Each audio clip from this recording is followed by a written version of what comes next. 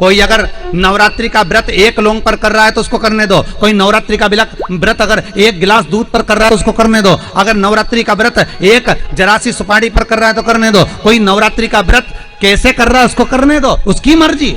तुम्हारे घर में जैसा व्रत होता है, तुम्हारे घर में जैसा नियम होता है, तुम वैसा करो। किसी को देखा देखी कर उसने 16 सोमवार का व्रत करा, उसने संकट सोमवार का व्रत करा, उसने चतुर्थी का व्रत करा तो मैं भी ऐसा करूंगी, उसने ऐसा करा तो मैं भी ऐसा करूंगी। नहीं नहीं नहीं नहीं,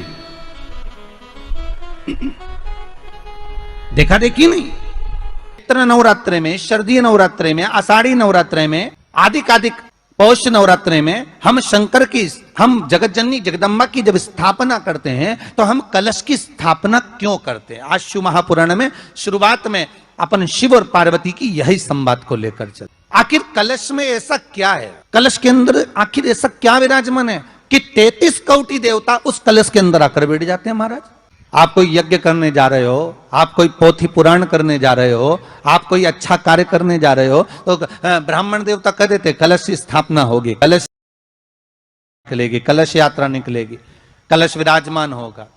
और आज हर की पौड़ी पर, प्रयागराज में या उज्जैनी में, नासिक में जो बड़े बड़े कुंभ के मेले होते, कुंभ का मतलब भी तो कलश से होता है। उसकी महत्वता क्यों है?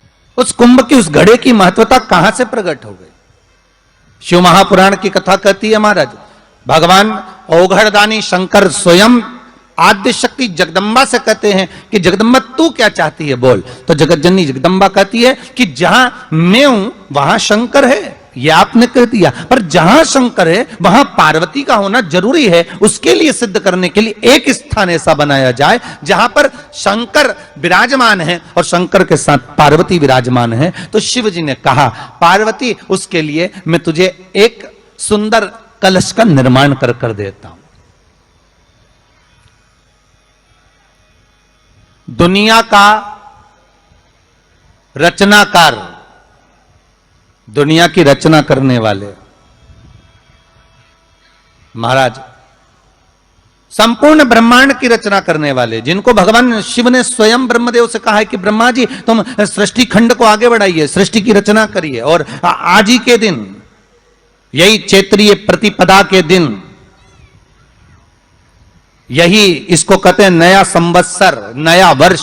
हिंदू धर्म में क्यों कहा जाता है? आज ही के दिन ब्रह्मा जी ने महाराज सृष्टि की रचना करना प्रारंभ करा था। आज ही के दिन भगवान शिव और ब्रह्मा का संवाद हुआ था। सीधे भगवान शंकर ब्रह्मदेव के पास जाकर बोले थे, हे ब्रह्मदेव आप सृष्टि की रचना करिए। तो ब्रह्मा जी ने पूछा था, सारे नक्षत्र आपने बनाए, सारे दिन आपने बनाए, सारी घड़ियां आपने बनाई, सारा पल आपने बनाया, मनुष्य की श्वास गिनती, काउंटिंग, अर्थात मनुष्य के शरीर की रोमावली, ये सब आपने निश्चित करी है। केवल 9 दिन तक देवी की आराधना कर लो, नंगे पैर ले लो, थोड़ा सा साबूदाना का फरियाल कर लो, मोरधन, चिप्स, पापड़ ये खा लो, या किसी देवी जी के मंदिर में जाकर नंगे पैर झंडा उठा के, ध्वजा उठा के, चुंदड़ी पकड़ के माता जी के मंदिर तक चले जाओ। क्या केवल नवरात्रि का मतलब यही है? या फिर कहीं गरबा हो रहा हो तो गरबे में चले जाओ? क्या नवरात्रि का मतलब केवल यही है? या घर में जोत लगा लो, नवरात्रि का मतलब यही है? घर में जवारे बो दो, नवरात्रि का मतलब क्या यही है? घट स्थापना कर दो, क्या नवरात्रि का मतलब केवल यही है? अगर नवरात्रि का मतलब जानना है तो आपके मन में एक विचार आना चाहिए कि ये नवरात्रि केवल घट स्थापना के लिए नहीं होती है, ये नवरात्रि हमारे भीतर एक नारी के सम्मान के लिए प्रकट होती है कि नारी का सम्मान कैसे होना चाहिए। मेरी जीजियों, मेरे जीजाओं, मेरी बेटियों, बेटाओं, मेरी माताओं, मेरे भाई, मेरी बहनों, एक बात बहुत सावधानी से सुनना। नवरात्रे आते हैं,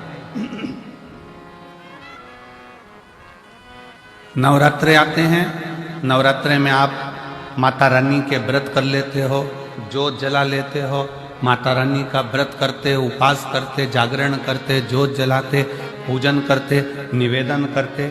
और अभी फिर चैत्री नवरात्रे आएंगे, आप फिर आराधना करोगे, फिर साधना करोगे, फिर ज्योत जलाओगे, फिर माता रानी को याद करोगे, फिर व्रत रखोगे। आप कितने भी व्रत करो, आप कितनी भी ज्योत जलाओ,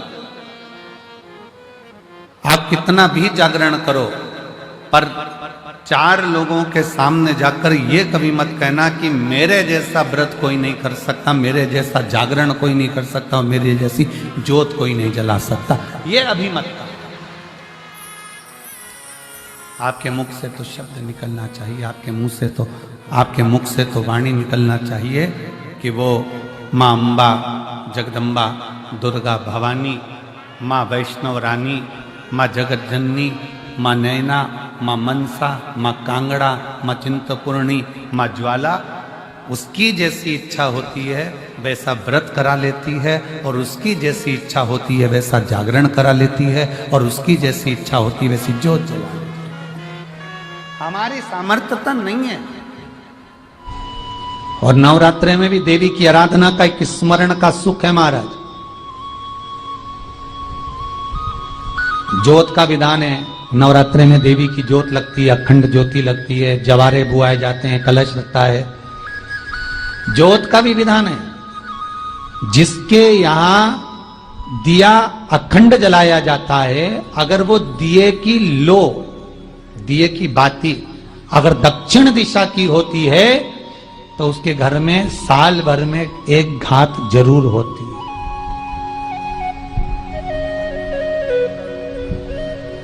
जो दिया अखंड जलता है उसकी बाती का मुख दक्षिण का नहीं होना चाहिए। अगर आपने देवी भागवत का स्मरण कराओ, देवी भागवत को अगर सुना हो, तो देवी भागवत में स्पष्ट किया गया कि पूर्व की ओर मुख करा हुआ दिया, अर्थात पूर्व की ओर ज्योत जो जलाई जाती है वो संपदा की वृद्धि करती है।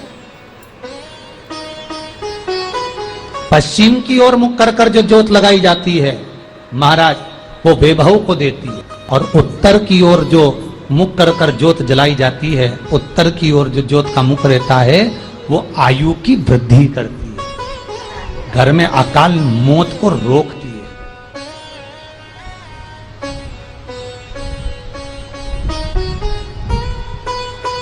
नवरात्रे का जो भाव तत्व है उसको भी अच्छे से समझ लेना। दक्षिण की ओर ज्योत ना लगाएं। अगर आपको लगाना है पूरब की लगाएं, पश्चिम की लगाएं या उत्तर की लगाएं। और जितने दिन महारानी जगदम्बा, जगतधात्री, दुर्गा भवानी, अब की बार माता जी घोड़े पर आई है। हर बार देवी बदल बदल के आती है, इस बार जो नवरात्रे आए वो घोड़े के आए। तो घोड़े पर जो देवी जी आती है वो समृद्धि को देने वाली आती है, लक्ष्मी की वृद्धि करने वाली आती है। जैसी घोड़े की रफ्तार होती है उस रफ्तार से लक्ष्मी घर में आती है। तो ये चिंता मत करना, मेरी मां जगत जननी दुर्गा भवानी अब की बार घोड़े पर आई है, साल भर में इतना धन दे देगी कि आपने पीछे के 4 साल में नहीं कमाया होगा, इतनी मेरी मां भंडार भर देगी। ये घोड़े पर आई है, कोई साधारण नहीं हो सकता।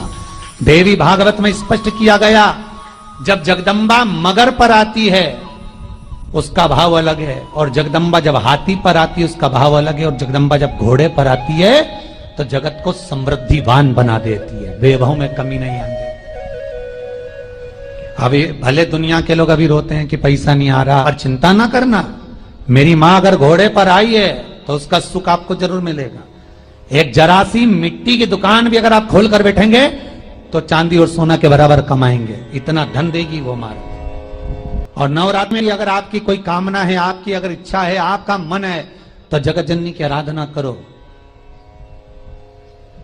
पति और पत्नी में अगर क्लेश है तो जगदम्बा के मंदिर में मक्खन चढ़ाओ, प्रेम बढ़ जाएगा। आपको लगता है कि पति कोई अन्य स्त्री से लगा हुआ है या परिवार टूट रहा है, तलाक तक पहुंच गया है, तो माता के मंदिर में आप ध्वजा लगवाइए, उस ध्वजा पर मक्खन लगाकर लगवाइए, आपको लाभ मिलेगा। महाराज यदि आपको लगता है कि